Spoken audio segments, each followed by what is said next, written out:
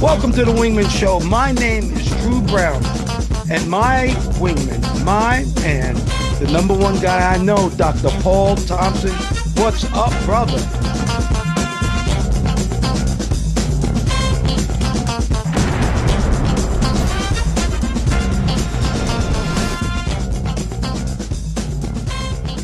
Welcome to the Wingman Show, where we're floating like butterflies and stinging like bees. Rumble, you two badass jet pilots, rumble. Welcome to the Wingman Show. My name is Commander Drew Brown. My wingman, my friend, the guy who watches my six, is my friend, Dr. Paul Thompson. How are you doing today, Dr. Paul? Hello, Mr. Drew, Commander Drew. So, Mr. Drew and Commander Drew, I'm doing very well today. I've got special company on board, and we're going to have a good show. Well, good. I'm glad your grandson Grayson's here. I know he'll like watching us do this show, and I'm sure he'll go to Harvard like your shirt says one day. Yes, maybe so. Well, my shirt is from the All Blacks rugby team in New Zealand and from the Maori tribe. And so I've got this in New Zealand, so I wanted to wear it today. All right, well, let's start this off with a nice quote. A beautiful life is not stumbled upon. It is built, it is chosen, it is nurtured over the years. And that's from Brianna West. One more time. A beautiful life is not stumbled upon. It is built, it is chosen, and it is nurtured over the years. And I think that's a very important quote. We're not lucky. We work hard to get to where we are. It just doesn't happen. You have to put some work into life. Don't you think, Paul? Yeah, I think so, Commander Drew. You have to do something. We may dream of like instant riches and automatic fame and this good thing, that bad thing. And that comes from a lot of the fairy tales you probably learned as a child or just heard of. That's, the good, the bad, something on TV. Everything is worked out in 30 minutes to an hour at the most. Life doesn't really work that way. Everything is slow. You had a quote the other day saying that, did you say something about someone said, I worked 17 hours a day for 35 years, and now they call me a genius. Great one. Yes. Yes, we did that on the show, and that's just so true. Hard work actually gives you a beautiful life. I used to want my family to be like the Brady Bunch. You have a problem in the beginning of the half hour, you finish it and have the answer in the end of the half hour, and you have a maid that doesn't clean. That's right. This just says smart aleck remarks. That's right. And they don't even have to pay him. That's correct. Well, the name of our show this week is How to Not Lose Your Mind Over Politics. Stop watching TV and stay off your phone. Let's start off with this. First of all, nothing that is not touching you can actually change your mind. This is all on you. And if politics, no matter what side you're on, is making you crazy, maybe it's time to stop watching it. My life was a lot better when I stopped watching the news. And I like to know what's going on. But the truth is, with the politics and a lot of the news, you're only getting 5% of the truth. So you're probably upset about something that's not even true. Don't you think? I think so, because a lot of the so-called news, if you ever look at the different channels, it seems like everybody's reporting on the same thing, but they just express it through different personality. Some are to the point, some are snarky, some have something to say. There's a lot of wisecracking, wise guy stuff, not a lot of just, sticking to the facts. So yeah, you're better off. I remember, we used to do like long trips sometimes. You remember doing those trips? You go fly for like a week, 2 weeks. Sometimes I would purposely not watch TV or see something. No matter how long I was gone, when I came back to the country, you can pretty much get caught up in about 10 minutes.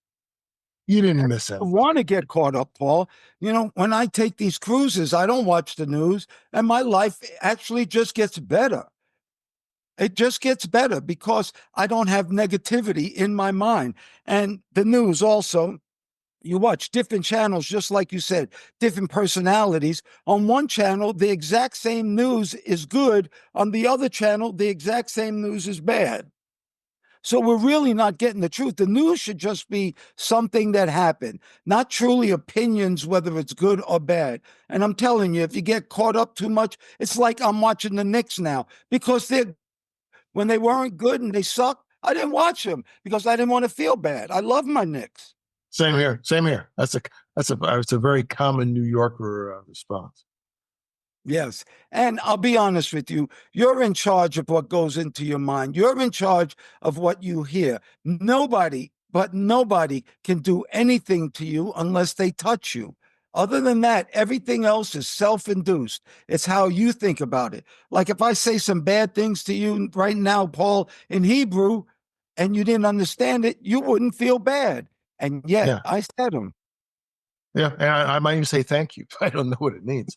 Yeah, you're right about that. Especially the phones. The phone's almost is like it's like an appendix. If you don't have one, I don't have an appendix anymore.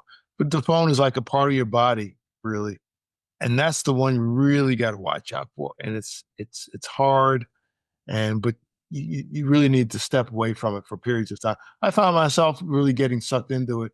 Being online somewhere, sometimes I find myself out there looking at it, and that's bad actually. And I caught myself doing it, and I've broken myself with that habit, just killing time. But I'm looking at nonsense or what the temperature is. Well, it's the same as it was like 5 minutes ago, but I'm looking at it again. This is crazy. You can have your own addiction. So just kind of just be mindful and just stare around, look around, look at the entrance, look at the store sign. Get bored. It's not the worst thing in the world.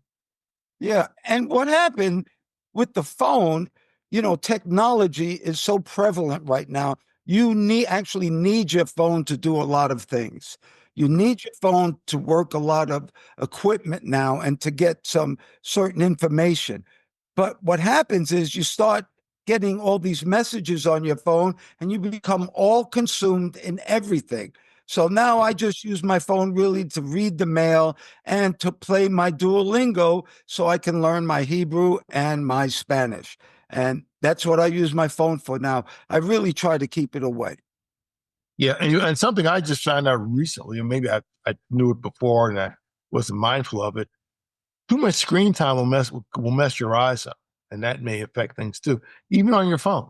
Just normally in any kind of lighting condition, because of the frequency of the light. There's uh, my son was telling me about a friend of his who's some kind of a software engineer, and if he's looking at his phone, he puts on a pair of glasses just to look at his phone, special Wow. pair of blocky glasses. Never heard of that before. No, and I want to do this story, but I just read a story that this school actually stopped their kids from using phones, and all these kids were in a failing class. All of a sudden, they took all their phones away, and all of them started to pass. So I don't think it's a secret. Phones can also be very bad for you. All right, Paul. How about some good news? Just like you said, we're listening to all this bad news. Well, listen to the Wingman Show because we're trying to bring you some good news. How about this? Red Dye number 3 is out. I can't believe I'm saying this, but Red Dye number 3 is out.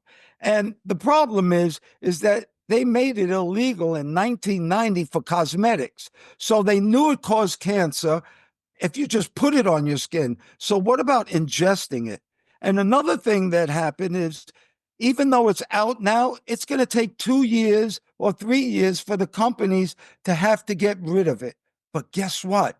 You don't have to eat it. All you have to do is look at ingredients on the back of the things that you put into your body. And if you see something that says red dye number 3, red dye number 5, 6, 8, don't eat it. If you can't pronounce it, or if it's really weird, because what is in red dye number 3? Who the hell knows? But red Right. dye number 3 is gone. What do you think, Paul? Yeah, the number 3 is gone. I remember there was something called red dye number 2, and that went away in the 70s.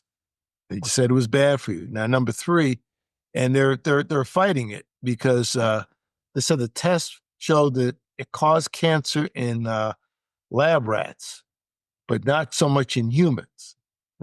So but maybe it's something that young children shouldn't have and pregnant women shouldn't have. But so well, that it hasn't so far it hasn't caused cancer in humans, but who knows? So I mean, they got a lot of money in it, and like I said, they got 2 years to get it out, but I don't think they can have it in Europe. Europe bans a lot of chemicals that the U.S. allows in its food. And I think you look at the way things taste, and honestly, the way people look. And there's a lot of stuff in the foods that's really messing this up, even if you like the taste.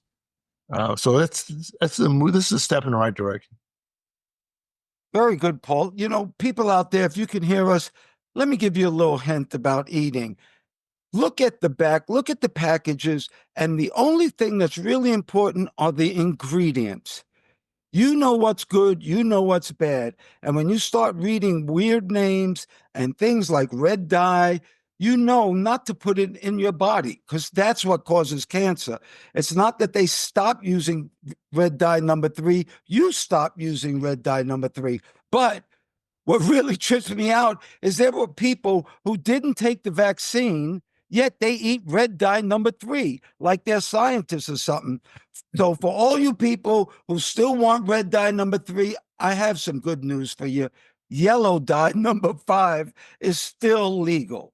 Even though they said that causes cancer in animals, yellow dye number 5 is still out there, Paul.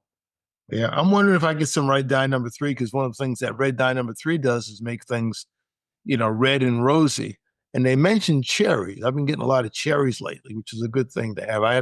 I've not looked at the ingredients. I never even thought about that. So maybe I need to look at the small print, get a magnifying glass, and see what's in there. That's true. That those maraschino cherries have a great deal of red dye number 3. That's what makes them so bright, actually. Because if you Oh, look at real cherries, they're kind of maroonish. okay. There you All go. right. You want some more good news, Paul? Sure. They just did a study and they found out that if you do your workouts, you do your strength training and your cardiovascular, your cancer deaths are cut in half by about 46%. People who are actually working out and God forbid they get cancer, their survivability rate is up by almost 54%. That means if you're working out and God forbid you should get cancer, you have a really good chance of surviving it. Yeah, that's great. And that goes to my mantra, move. Get up and move. Heavy weights, light weights, any weight, no weight. Do some body weight's probably the best. Just do something and move, not just be sedentary. Yesterday, it's been the weather's been kind of inclement here the last couple of days, and I've not done any outdoor stuff. But I did some shoveling of snow. Uh, that's definitely exercise.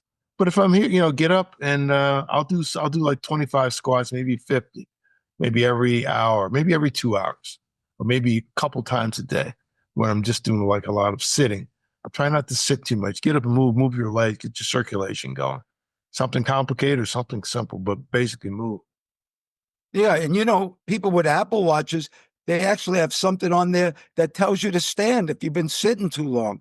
But Oh, Dr. cool. Paulton's correct. Move that body. The best thing about working out is that you start actually feeling better. Yeah, it's a little bit hard to work out tough and you got to put some effort into it, but you feel so much better. Remember all the dopamine and the serotonin that we were talking about in our last show? Well, all those things get activated when you actually work out and increase your body strength. Mm-hmm. That's all. I was talking to a good friend of mine yesterday. We grew up together and he's had a number of health challenges. And he was telling me, he's lost 45 pounds, I guess, in the past year or so. He's way overweight and he's cut his weight down. And he says it's easier for him to move, easier to sleep, and easier to exercise. Exercise, so he's still trying to work that up. We used to play ball together a long time ago, very intense, but time and injuries slow us down. But he's working his way back up from a pretty tough, position. So it can be done wherever you are, whatever phase you're in. Well, good luck to him. And the key about working out is just start. It's consistency. It's not Dr. Paul is pretty strong, so he can do 50 squats every hour. But some people can't. How about one squat every hour? And then you Right. go to 2 and 3 and 4. You don't have to start off so strong. And to tell you the truth, if you start out and work so hard at an exercise and you haven't been exercising, you're going to hate it. Your body's going to be sore. And the first thing in your mind is, I'm not doing that anymore. So that's Yeah. not a good thing. But I think that's great news that cancer deaths are cut in half if you work out. Well, check out those badass jets we got behind us. Behind me, I have a picture of an F 14. No, I'm sorry. I have a picture of a Hornet, an F 18 with beautiful skies around it. And Dr. Paul has two A7s on a formation takeoff. Tell me about those A7s that you used to fly. Yeah, they looks like they're going out of the West Coast somewhere, maybe out of Lemoore, California. That's my guess. But it's interesting. I thought that was a nice picture. And if you look closely, it looks like they're just bringing up the landing gear together. Typically, you do everything together. The gear come up, the flaps come up after a flight leader gives a signal. And if you look at that second airplane, you can see the wheels are just kind of tucking inside. I thought that was an interesting shot. It is. And do you remember your first formation takeoff? Because I do. And it was so cool that all you had to do is stay in the same position continuously. And it's a beautiful formation. In other words, when he raises the gear, you raise your gear. When he starts raising his flaps, you raise your flaps. And you can stay right there with your power and your attitude. And it's a beautiful takeoff, isn't it, Paul? Well, it is very beautiful. Basically, it's like the fingers on your hand. You want to keep the same orientation.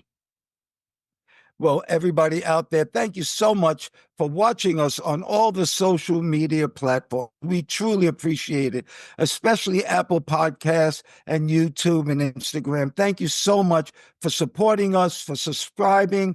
Thank you very much for writing letters. Also, we have a newsletter, and that newsletter can be found on our website, wingmanshow.com. That's wingmanshow.com. You can read our newsletter. Matter of fact, this week is how to disconnect from the news. And it'll give you some good pointers on how to disconnect from the news and maybe make your life a little bit better. Also, on that website, we have something called a frequent flow line. And that's where you can write Dr. Paul and myself a letter, and we will try to answer it. And I have one for us this week. Matter of fact, it's from a man, 37 years old, from Las Cruces, New Mexico. And before I go any further, that was my first college, New Mexico State at Las Cruces, New Mexico. That's where I first went to school from Brooklyn, New York. I went all the way out to New Mexico State, and I tried to walk onto a basketball team. They were actually really good, and I didn't make the team basketball, but believe it or not, I played football, and I've never put on pads before, but I played Division I spring football.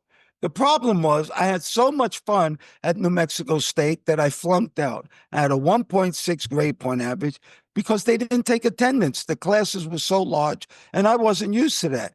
But it showed me one thing. If I want to continue having fun in college, I'm going to have to study. And so from New Mexico State, I went to Kingsborough Community College in Brooklyn, started over, and got a scholarship to Southern University and graduated with a 3.2 grade point average.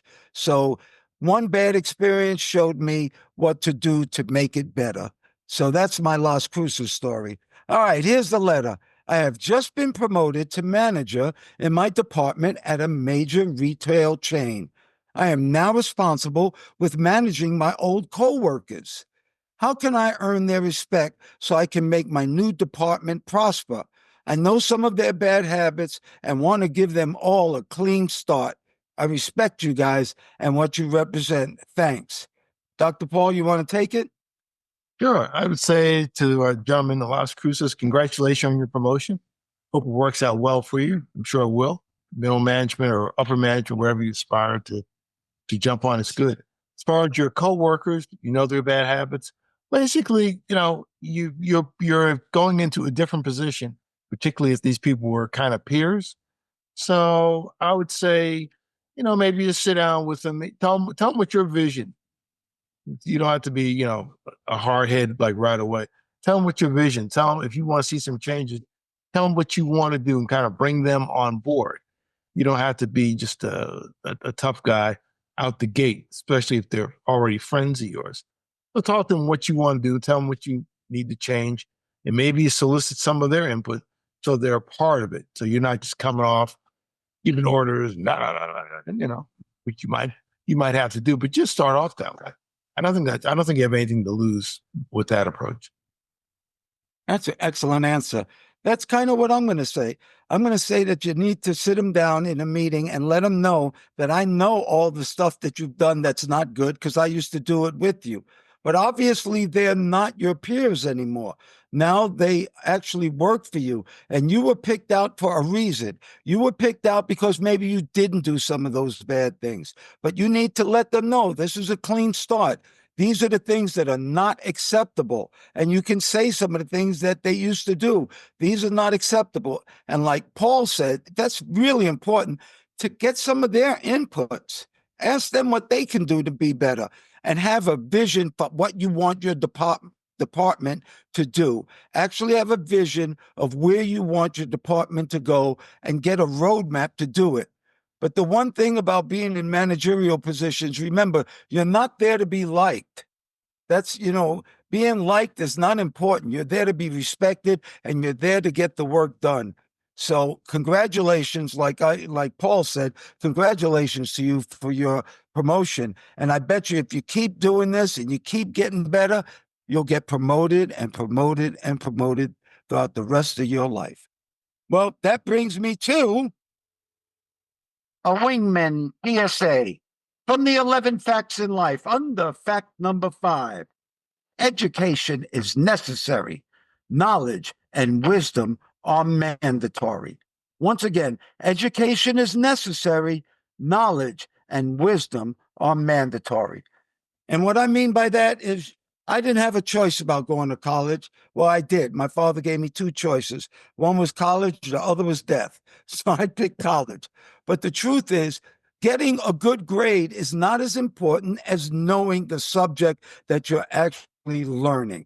In other words, I always used to think that somebody who just passed a test, maybe with a 67 or a 70, that is congratulated for passing. Well, what about the guy who got a 60 and failed and had to take it over? And he studied and he studied. And the next time he retook that test, he got a 99. Who is actually smarter in that subject? Well, it's the guy who took the test the second time. So the point is, in life, after you get your grades, it's like cheating off a test. Well, you can cheat off a test and get an A, but you're still stupid. And that's not the point of learning. And remember, knowledge and wisdom are mandatory, and wisdom is the ability to be able to teach some of your knowledge. So I say knowledge is learned, but wisdom is the ability to teach others. And maybe that guy that just wrote us, that's what you need some to work with your coworkers is wisdom, how to teach. What do you think, Dr. Paul? Yeah, that's it. You made the analogy between the person, did just pass the test, and the other one who failed the test but had to retake it by what? Studying harder. It's more reps, more concentration, maybe more mastery of the subject, not tripping over some things he or she tripped over before in a clear path. Just more time on target. All right, Dr. Paul, how about the gouge? And the gouge is shit you need to know that nobody tells you. Well, we're going to give you some gouge. How about the top 3 jobs right now? The top 3 jobs are nurse practitioner, IT manager, and a physician's assistant. A nurse practitioner, their median salary is about 126, and they can project up to 135, 136,000. An IT manager, median salary is about 170,000, and a physician's assistant about 130,000. What do you think about these top 3 jobs, Paul? Well, it's interesting. Two of them are, in the healthcare related. The nurse practitioner and the physician's assistant. They're very, very similar. They're not quite doctors, but they're almost doctors. They can prescribe medications. They can do a number of things. I've been to a couple of them, and it pays very well. Again, it's something that all this stuff requires training. Okay, it requires a lot of schooling actually. So for all those in the past who say, "Well, I don't like school very much," I don't care what it is. You're going to be in school. I don't care if you learn how to weld. How many welders do you know? I know a couple. There's school with everything in the construction trades, being an apprentice, doing this, doing that. So learning is a part of you, just as Commander Drew said, knowledge is necessary, and you learn knowledge through study and schooling of some sort. Very good. And Paul, I've asked nurses before, young nurses or people in nursing school, how come you're going to be a nurse and not a doctor? And they actually said because it's not as tough. You don't have to go to as much school, and that's not true. It's not true at all. To be a nurse practitioner or any of these medical field, to be in that medical field, it takes a lot of work. So I'm going to give you a little test here. You don't know this is coming, Paul. What do Uh-oh. you think the top 3 paying jobs are? Just in general, Just in general. a paying job. See, I was going to say have your own car company, but they're not paying. Let's say chemical engineer. How's that? Is that one of them? Nope. All right. So That second, doesn't mean it's not a good job, though, Paul. How about You can be very general in it, too. power forward for the Los Angeles Lakers? 100% yes, that would be the top spot. But as far as normal working people in the industry, I'll give them to you, Paul. And the reason I did this is because you and I will appreciate one of them. Actually, the top salary today is an anesthesiologist at about $240,000 a year. These are averages, these are median salaries. Number 2 is pilot, Paul. A pilot. Really? Yes, that's why I did it. Pilots at about 220,000. Number 3, a nurse anesthetist, and they get around 213,000. But I did that, Paul, because of that pilot. And they're saying 220,000. You and I made a lot more than that. So that's the median range of what pilots can make. That's cool. That's cool. And stuff costs more today too, so it's all kind of relative. Stuff costs a lot more today. Well, the name of our show is The Wingmen Show. And the reason it's called that is because we always like to highlight people who help other people. And this one is a great one. And I love this because Dr. Paul's going to tell you about this brain surgeon, and why it's close to my heart is because my son is a spine surgeon, and neurosurgeon and spine surgeon are up there at the very top of the surgeon list. So, Dr. Paul, tell us about this wingman this week. Sure. Our wingman, we got a trio of wingmen, but the main wingman, I guess I could start out by saying that you don't have to be a brain surgeon to do something nice for somebody. Well, in this case, we're talking about a brain surgeon by the name of Dr. Chester Griffiths. Dr. Chester Griffiths, his son, and a neighbor named Clayton Colbert did something really heroic and quite unusual. You know about the LA fires recently? Yeah, they're horrible, and a lot of people have lost everything. The devastating fires, yeah. So this trio was caught in that area. They're in the Malibu area, and they were involved in that Palisades fire. But the thing is that they didn't evacuate. In order to evacuate, they didn't evacuate. They stayed there. And they fought fires for 2 days before firefighters even arrived on the scene. And what's unusual in the story is that Dr. Griffiths had been assembling. He said he knew he was in fire country, and they're susceptible to a fire disaster.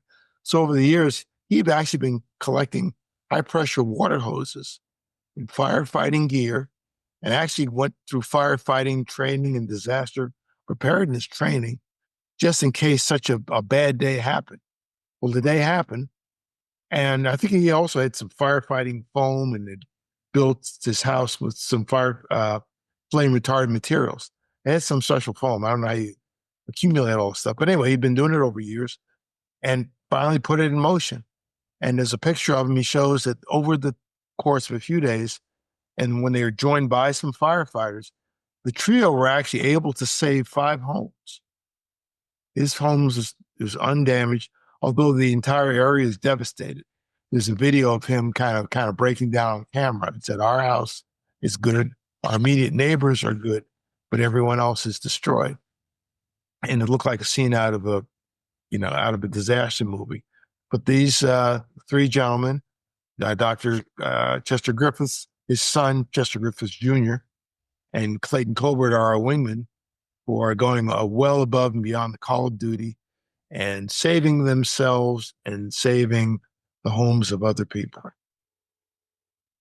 Paul, that's a great story.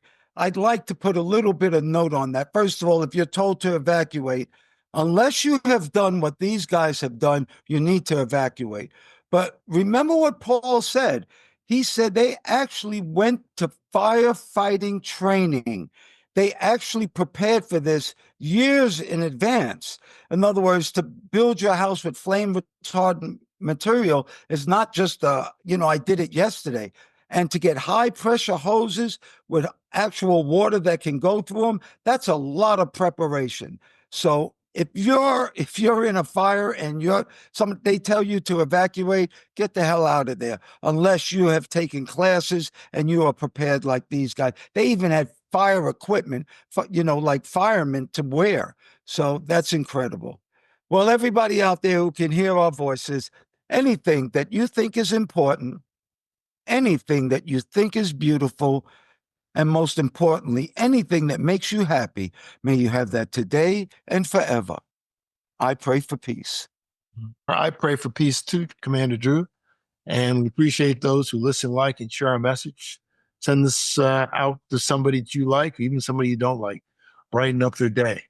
If you're watching on YouTube, please give us a like. Just click the thumbs up. It helps the algorithm. Subscribe. You'll get a notification every time we put out a new episode. And we thank you for your participation. Thank you once again, Dr. Paul Thompson, my friend. Thank you for your love, your time, and that's something that we won't ever get back. I want to thank all the listeners, too. Thank you so much for doing the show, Dr. Paul. We're jamming. Well, thank you, Mr. Drew, for inviting me on. Always good to talk to you. And ladies and gentlemen, please remember to like, share, and subscribe to this podcast or any of the podcasts. If you're looking at YouTube, they say smash the like button. Don't smash it. Just press it gently and use as a link to all your friends. You can also look at us on our website, wingmenshow.com, WINGMEN show, SHOW.com, altogether, wingmenshow.com. And we hope to see you in the future. Thanks again, Mr. Drew. Oh, you're welcome. And we're still floating like butterflies and stinging like bees. Rumble, you badass jet pilots, rumble. May there be peace on earth, and goodwill towards all men and women.